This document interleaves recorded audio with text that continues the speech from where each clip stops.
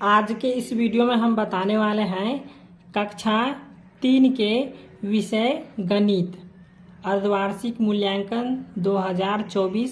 तो ये अर्धवार्षिक परीक्षा का क्वेश्चन पेपर है, ओरिजिनल प्रश्न पत्र। ठीक है, तो आप लोग वीडियो को शुरू से लेके अंत तक देखिए और चैनल पर नए तो चैनल को सब्सक्राइब कर दीजिए। तो जैसे कि यहाँ पे आपको पता होगा कि यहाँ पे क्या करना है, आपको अपना नाम लिखना है, फिर यहाँ पे क्या करना है, आपको क्लास का रोल नंबर लिखना है, उसके बाद यहाँ पे आपको अपना विद्यालय का नाम लिखना है, उसके बाद यहाँ पे क्या करना है, प्रखंड का नाम लिखना है। ठीक है, और यहाँ पे संकुल का नाम लिखना है और यहाँ पे जिला का नाम लिखना है। ठीक है, इस तीनों में आपको कुछ नहीं करना है। तो चलिए अब हम प्रश्न की ओर बढ़ते हैं।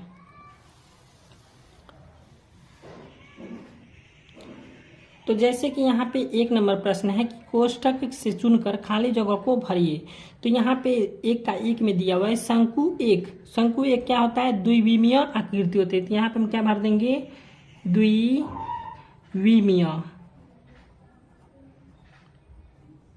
हो गया। अब यहाँ पे 2 में है बोतल की आकृति है। तो बोतल की आकृति कैसे होते हैं, बेलनाकार। तो यहाँ पे भर देंगे हम बेलनाकार। उसके बाद तीसरा में घन तथा घनाभ में लंबाई, चौड़ाई तथा ऊंचाई तीनों होती है। यहाँ पे हो जाएगा ऊंचाई।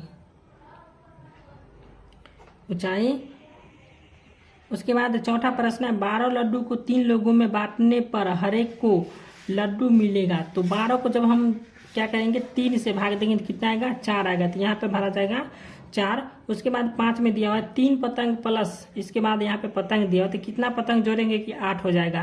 तो यहाँ पे हम क्या करेंगे, 5 पतंग को जोड़ेंगे तो हो जाएगा 8। ठीक है, अब हम प्रश्न संख्या 2 की ओर चलेंगे।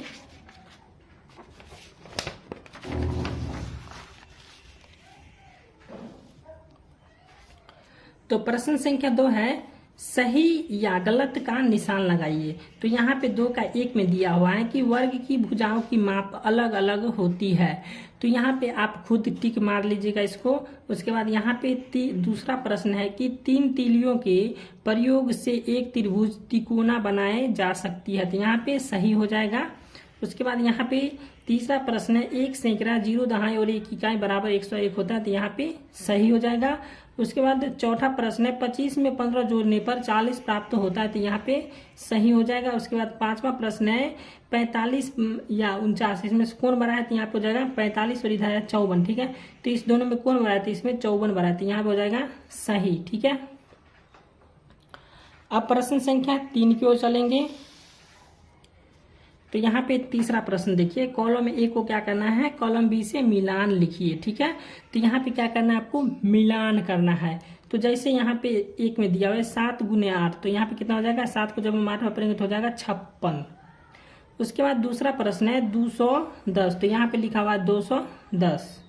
उसके बाद तीसरा प्रश्न है 10 भागा 2, तो 2 को जब हम 10 से भाग कितना आएगा, 5। उसके बाद चौथा प्रश्न द्विविमीय आकृति कौन हो जाएगा, वर्ग हो जाएगा। उसके बाद 5वां में है कि 15 में से 4 हम घटाएंगे तो कितना आएगा, 11। तो यहाँ पे हो जाएगा 11। ठीक है, अब हम प्रश्न संख्या 4 की ओर बढ़ेंगे।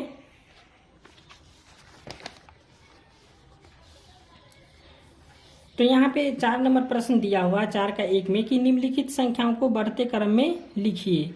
तो इसके अथवा में एक प्रश्न दिया है निम्नलिखित संख्याओं को घटते क्रम में लिखिए। ठीक है, तो यहाँ पे हम क्या किए हैं, इसको घटते क्रम में लिखे हुए। ठीक है, तो जैसे यहाँ पे इसमें सबसे बड़ी संख्या कौन हो जाएगा, इसमें सबसे बड़ी संख्या कौन है, 200। तो यहाँ पे लिखते हैं हम 200।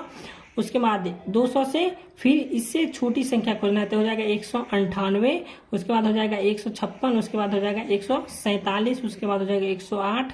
उसके बाद हो जाएगा 97। ठीक है, उसके बाद हो जाएगा 49। तो ये हो गया। अब दूसरा प्रश्न बतलाएंगे आपको। तो यहाँ पे देखिए दूसरा प्रश्न, निम्नलिखित संख्याओं को विस्तारित रूप में लिखिए। तो यहाँ पे 2 का ए में दिया हुआ 348। तो 348 का क्या होगा, 300 प्लस 40 प्लस 8, इसको जोड़ेंगे तो हो जाएगा 348।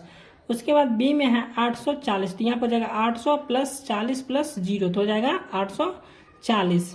ठीक है, अब हम प्रश्न संख्या 5 की ओर बढ़ेंगे। तो ये हो गया।